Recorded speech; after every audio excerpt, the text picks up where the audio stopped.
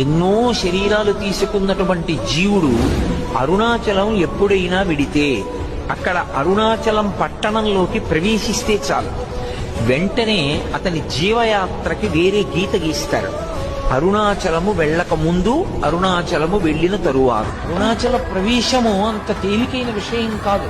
అరుణాచలంలోకి వెళ్ళాడు అంటే వాడికి ఏదో అధికారం ఉంది, పరమేశ్వరానుగ్రహం. అసలు అరుణాచలం అనేటటువంటి క్షేత్రం ఒకటి ఉంది, పరమశివుని యొక్క పరిపూర్ణమైన అనుగ్రహం ఉన్నది.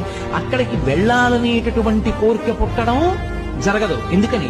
అసలు కొన్ని కోట్ల జన్మలెత్తితే తప్ప అరుణాచల పర్వతం గురించి తెలుసుకోడు. అరుణాచల ప్రవేశమునకు ముందు, అరుణాచల ప్రవేశము తరువాత అని జీవుడికి విభాగం చేస్తాడు. అసలు వీడెప్పుడైనా అరుణాచలం వెళ్ళాడా చూస్తాడు. అరుణాచలం వెళ్ళాడు, ఆ జీవుడి స్థాయి వేరు. ఎన్నో శరీరాలు తీసుకున్నటువంటి జీవుడు అరుణాచలం ఎప్పుడైనా విడితే అక్కడ అరుణాచలం పట్టణంలోకి ప్రవేశిస్తే చాలు, వెంటనే అతని జీవయాత్రకి వేరే గీత గీస్తారు.